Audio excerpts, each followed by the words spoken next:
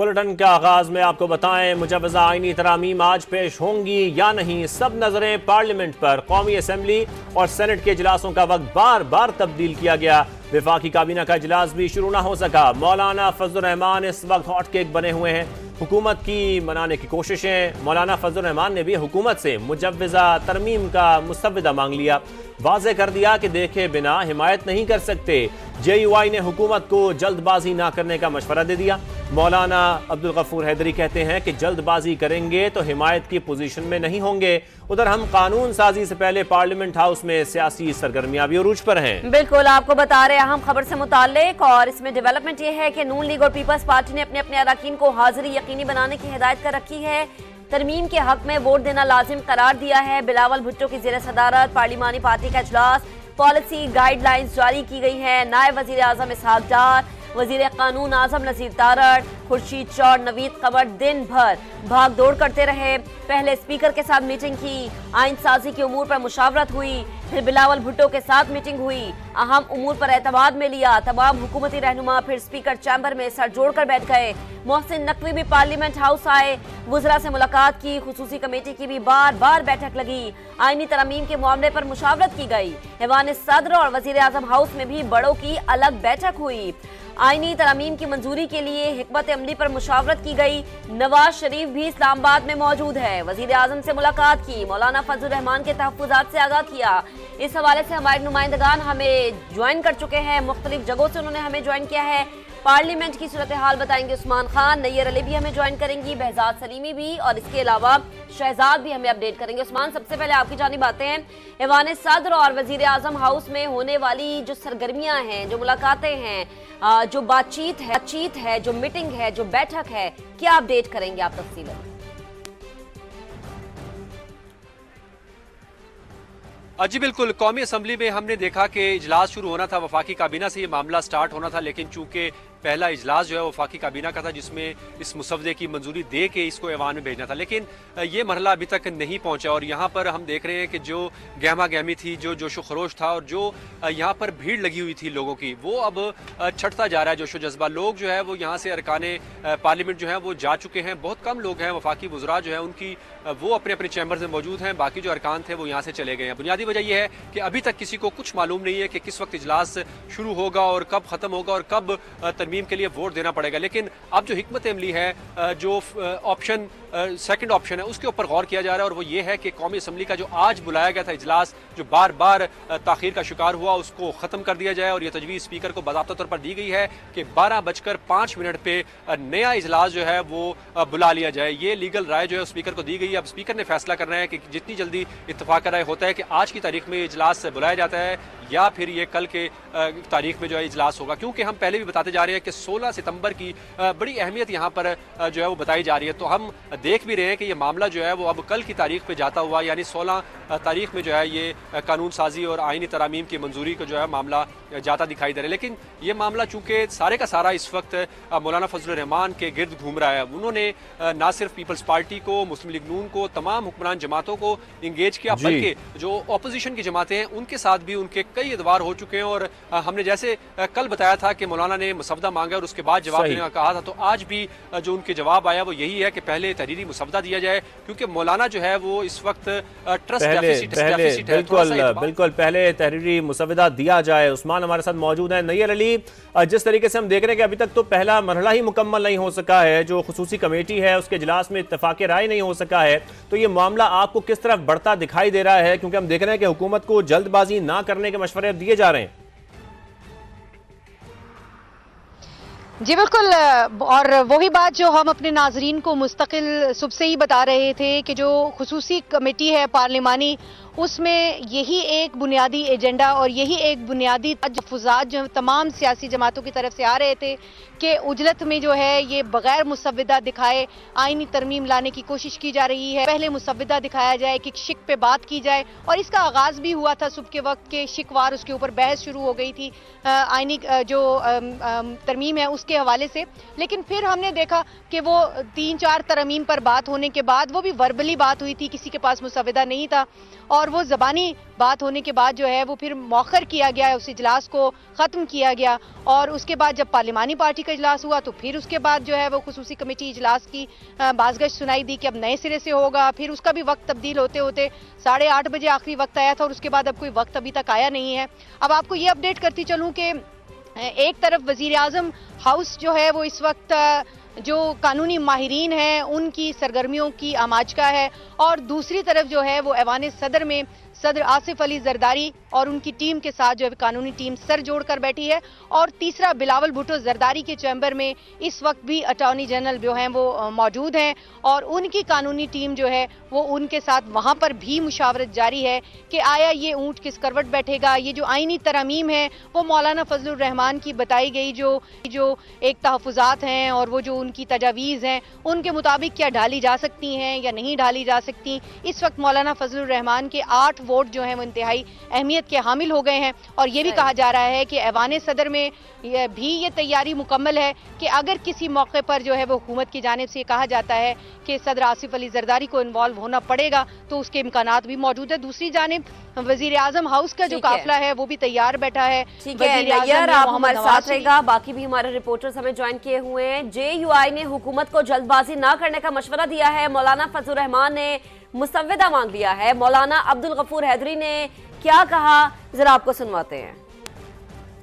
मुस्लिम league नून से वाबस्ता शख्सियात तशरीफ लाई, उनसे हमने ये बात खुलकर कही कि आपको बहुत ही जल्दी है, हमें अब तक वो ड्राफ्ट नहीं मिला, तो जब हम बिल नहीं देखेंगे, जब उसको हम पढ़ेंगे नहीं तो हम कैसे वोट दे सकते हैं। इसलिए आप इसको डिले करें, पेश न करें इसको, ताकि हम इसको पढ़ें। PTI की दोस्त तशरीफ लाए, उनसे भी हमने ये बात की। हमने कहा कि हम इजलास में जाके शरीक होते हैं और वहाँ हम अपना मौक़िफ़ बिल्कुल खुलकर सामने रखेंगे कि इतनी जल्दी भी क्या ज़रूरत थी कि आप लोग इस तरह कर रहे हैं, तो लिहाजा अगर आप जल्दी कर रहे हैं तो हम शायद इस पोजीशन में ना हो। मौलाना अब्दुल गफूर हैदरी गुफ्तगू कर रहे थे जो कि अब से कुछ देर पहले की थी, हमने आपको सुनवाई। हमारे रिपोर्टर्स हमें ज्वाइन किए हुए हैं। शहजाद आपकी तरफ आते हैं। नैयर भी हमसे बात करी थी। आप बताएं, आप मौलाना फजलुर रहमान की रिहाइशगाह के बाहर मौजूद है। सुबह से रात होने को आई है लेकिन कोई ब्रेक थ्रू हमें नजर नहीं आ रहा। मौलाना अब्दुल गफूर हैदरी कहते हैं कि जल्दबाजी ना करें, अगर जल्दबाजी होगी तो हम इस पोजीशन में नहीं होंगे कि आपका साथ दे सके। क्या अभी आप वहाँ पर गहमा गहमी देख रहे हैं रिहाइशगाह के बाहर, या अंदर कोई अहम शख्सियत मौजूद है मुलाकात के लिए, या कोई आने वाला है? महक, बिल्कुल मैं मौजूद हूँ मौलाना फजलुर रहमान की रिहाइशगाह के बाहर। दिन भर यहाँ पर मुलाकातों का सिलसिला चलता रहा। मुख्तलिफ जो सियासी रहनुमा थे वो यहाँ पर पहुँचे, लेकिन सबसे अहम जो डिप्टी वज़ीर आज़म है इसहाक डार, वो 3 रुकनी वफ्द जिसमें वज़ीर कानून आज़म नज़ीर तारड़ और वज़ीर दाखिला मोहसिन नकवी उनके हमरा थे, और वो मौलाना फजलुर रहमान के पास पहुँचे और तकरीबन 1.5 घंटा उनकी मुलाकात जो है वो मौलाना फजलुर रहमान के साथ उनकी रिहाइशगाह में होती रही।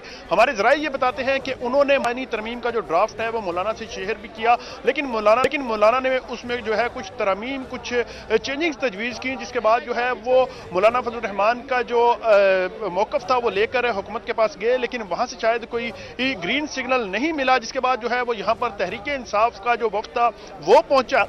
और तहरीक इंसाफ के जो अहम रहनुमा थे बैरिस्टर गौहर, उमर अयूब, इसके साथ साथ शिबली फराज और असद कैसर, इनके हमरा जो है वो सुन्नी इत्तेहाद के जो चेयरमैन हैं साहबजादा हामिद रजा, वो भी यहाँ पर पहुंचे और तकरीबन उन्होंने यहाँ पर 1 घंटा से ज़ायद वक्त गुजारा। मौलाना फजलुर रहमान के साथ उनकी मुशावरत हुई।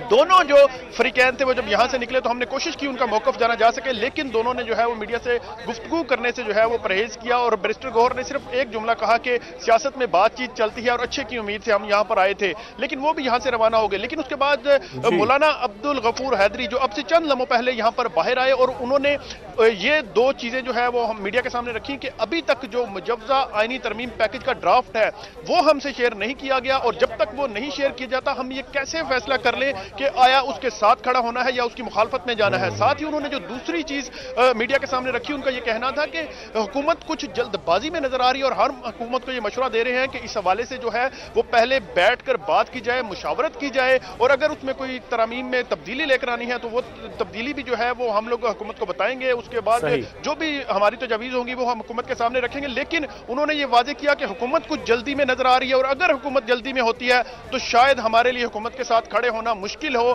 तो अब मौलाना फजल जो गफूर हैदरी हैं, उन्होंने जो मौलाना फजलुर रहमान का मौक़िफ़ है वो मीडिया से बाकायदा गुफ्तगू में जो है वो कौम के सामने रख दिया है और उन्होंने ये कहा है कि अब हम यहाँ से तमाम मेंबरान जो है वो कौमी असम्बली पहुंचेंगे और वहां पर जाकर जब हुकूमत ये इजलास बुलाती है और हमारे सामने वो आईनी तरमीम का मसवदा आएगा तो उसको देखकर वहां पर फैसला किया जाएगा। लेकिन यहाँ पर उन्होंने इंदिया दिया है कि अगर हुकूमत जल्दबाजी करती है तो फिर हमारे लिए हुकूमत के साथ खड़ा होना मुश्किल होगा। ये बड़ी वाज़ेह लाइन जो कि गुज़श्ता 2 से 3 रोज में यहाँ पर मुलाकातों का सिलसिला जारी था, तो इस तरह की कोई चीज सामने नहीं आ सकी थी। साथ ही साथ अगर मैं यहाँ पर आपको एक चीज और वाज़ेह करता चलूं कि मुस्लिम लीग नून के जो कायदीन और रहनुमा हैं वो तो यहाँ पर आ भी रहे हैं, मुलाकातें भी कर रहे हैं, सारी उनकी तरफ से जो है वो हिकमत अमली बनाई जा रही है इन मुजवजा आईनी तरमीम के हवाले से। लेकिन मुझे यहाँ पर पीपल्स पार्टी का कोई अहम रहनुमा जो है वो नजर नहीं आया। तो ये एक सवालिया निशान है कि पीपल्स पार्टी आखिर कहाँ है और वो कहाँ खड़ी है, क्योंकि पीपल्स पार्टी के अहम रहनुमा जो है वो मौलाना फजलुर रहमान से मुलाकात के लिए नहीं पहुंच सके आज के दिन में, और PTI और मुस्लिम लीग नून के जो रहनुमा है वही यहाँ पर दिन भर मौलाना फजलुर रहमान के पास आते रहे, दिन भर यहाँ पर आते रहे। और दूसरी जानब हम ये भी देख रहे हैं कि हुकूमत को ये मशवरा दिया जा रहा है कि जल्दबाजी ना की जाए। शहजाद हमें इस हवाले से बता रहे हैं। बात करते हैं, बेहजाद सलीमी हमारे साथ मौजूद है। बेहजाद, जिस तरीके से हम देख रहे हैं इस पर भी हम बात करेंगे, लेकिन अपने नाज़रीन को ये बताएं कि मौलाना फजलुर रहमान गेम चेंजर बन गए हैं। हुकूमत और PTI की हिमायत हासिल करने की जिद्दोजहद की जा रही है। JUI सरबराह का घर सियासी क़िबले में तब्दील हो चुका है। दोनों जानिब के वफूद की बार बार आमद सुबह से रात हो गई मगर कोई ब्रेक थ्रू नहीं हो सका। नवाज शरीफ और वज़ीर आज़म शहबाज शरीफ की आमद भी मुतवक्के है। मज़ीद तफसीलात भी इस रिपोर्ट में देखिए आप। चिमट दूसरे को खींचता है, उसको ये भी पता नहीं है। 2/3 अक्सरियत के लिए एक मौलाना भारी सरबराह JUI सियासत का किबला बन गए। वजन पलड़े में डलवाने के लिए हुकूमत और अपोजिशन में 36 का आंकड़ा, कभी हुकूमती तो कभी अपोजिशन अरकान बारी बारी हाजिर होने लगे। अहम कानून साजी के लिए हुकूमत को दरकार है कौमी असम्बली और सेनेट में 2/3 अक्सरियत। कौमी असम्बली में 8 और सेनेट में 5 नशिस्तें रखने वाले JUI के सरबराह इस वक्त गेम चेंजर हैं। नाराज साबिक इत्तेहादी को राम करने के लिए सिर्फ 2 रोज में हुकूमत 4 बार कांटेक्ट कर चुकी। अपोजिशन भी मुसलसल मौलाना को अपनी तरफ माइल करने की कोशिशों में है। एक जाता दूसरा आता। वो वक्त भी आया कि अपोजिशन वफ्द फजलुर रहमान से मुलाकात के लिए पहुंचा तो हुकूमती वफ्द वहां पहले से मौजूद था। फजलुर रहमान को अपने साथ मिलाने के लिए खुद सदर मुमलिकत और वजीर आजम भी उनके दर पर हाजिरी दे चुके हैं। इम्कान है अब नवाज शरीफ फाइनल राउंड खेलेंगे। तो कहां कहां अहम मुलाकातें होती रहीं, मुशावरत होती रहीं, वो तो आपने इस रिपोर्ट में देखी। बेहजाद सलीमी हमारे साथ मौजूद है। बेहजाद, आपसे मैं ये जानना चाहता हूं कि जो पार्लियामेंट की खुसूसी कमेटी का इजलास है उस हवाले से आपके पास क्या अपडेट है, क्या आप बता सकते हैं हमें?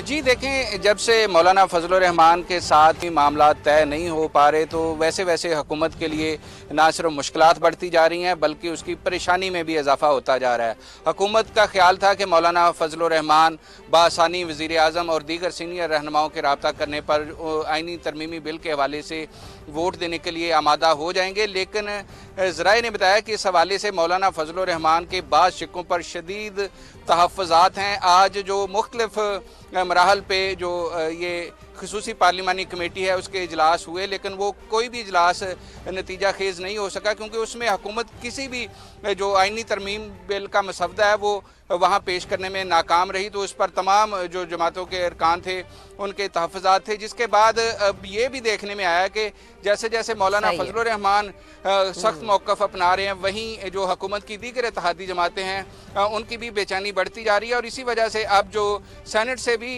खुसूसी कमेटी में नुमाइंदगी देनी पड़ी है। इब्तदाई तौर पर 5 अरकान शामिल किए गए थे, लेकिन अब सेनेट की तमाम पार्लिमानी जो जमातें हैं उनके पार्लिमानी लीडर्स नामजद कर दिए गए हैं। मैं आपको ये बताता चलूँ कि बलूचिस्तान असम्बली की नशिस्तों में इजाफे के हवाले से जो JUI का मुतालबा है उस पर पीपल्स पार्टी राय के मुताबिक मुखालफत कर रही है। यही वजह है कि अब कोई भी पीपल्स पार्टी का रहनुमा अभी मौलाना को मनाने नहीं गया। तो पीपल्स पार्टी और JUI के दरमियान कुछ शिक्कों पर इख्तलाफ है, जिसमें अब मुस्लिम लीग नून भी मुश्किलात से दो चार है। और यही वजह है कि अब मौलाना फजलुर रहमान जो है मजीद सख्त मौक़िफ़ अख्तियार कर रहे हैं और वो ये कह रहे हैं कि जल्दबाजी करने की बजाय इस मामले को बैठकर सुलह सफाई के साथ और अफाम तफहीम के साथ उनके तहफ़्फ़ुज़ात दूर करके तय किया जाए। ठीक है, यानी बेहज़ाद हम ये कह सकते हैं कि मौलाना चाह रहे थोड़ा रिलैक्स होके इस अहम मामले पर बात हो। हम अब सुबह से अपने नाज़रीन को अपडेट कर रहे हैं, हमारे रिपोर्टर्स फील्ड में हैं। क्या वक्त दिया गया, क्या वक्त चेंज हुआ, कौन क्या कह रहा है, किसका क्या मौक़िफ़ है, पार्लियामेंट के बाहर क्या हो रहा है, मौलाना की रिहाइशगाह के बाहर क्या हो रहा है। हम अपने नाज़रीन को हर लम्हा बदलती सूरत हाल से अपडेट रख रहे हैं। हमारे रिपोर्टर्स जो हैं वो हमें लम्हा ब लम्हा अपडेट कर रहे हैं। और अब आपको ये बताते हैं कि ख्वाजा आसिफ जो हैं वो लिखते हैं कि लगता है आईनी तरमीम के पैकेज में एक और शिक शामिल करना पड़ेगी। अदलिया को नजरिए ज़रूरत और पॉलिटिकल पार्टीज एक्ट के तहत इलेक्शन कमीशन में अपनी रजिस्ट्रेशन करा लेनी चाहिए। क्या ख्याल है? ख्वाजा आसिफ की एक्स पर ये पोस्ट हम आपको दिखा रहे हैं। समाजी राबते की वेबसाइट एक्स का इस्तेमाल करते हुए ख्वाजा आसिफ साहब लिखते हैं कि लगता है आईनी तरमीम के पैकेज में एक और शिक शामिल करना पड़ेगी। अदलिया को नजरिए ज़रूरत और पॉलिटिकल पार्टीज एक्ट के तहत इलेक्शन कमीशन में अपनी रजिस्ट्रेशन करा लेनी चाहिए। क्या ख्याल है? ख्वाजा आसिफ की एक्स पर ये पोस्ट और वो उन्होंने जो लिखा है वो आपके साथ शेयर कर रहे हैं। वो कहते हैं कि लगता है आईनी तरमीम के पैकेज में एक और शिक शामिल करना पड़ेगी। और इसके अलावा सेनेट का इजलास बार बार मुलतवी होने पर मुस्तफा नवाज खोखर ने तंज किया है। वो कहते हैं कि सेनेट का इजलास रात 10 बजे क्या सुबह 4 बजे भी बुला ले, सब अच्छे बच्चों की तरह आ जाएंगे। बिल्कुल, आपको बताया कि सेनेट का इजलास बार बार मुलतवी होने पर मुस्तफा नवाज खोखर ने तंज किया है। वो कहते हैं कि सेनेट का इजलास रात 10 बजे क्या सुबह 4 बजे भी बुला लें, सब अच्छे बच्चों की तरह आ जाएंगे। तो जो सूरत हाल इस वक्त चल रही है और मुसलसल हम देख रहे हैं कि मुलतवी भी हो रहे हैं इजलास, उस पर हम आपको मुसलसल अपडेट कर रहे हैं। और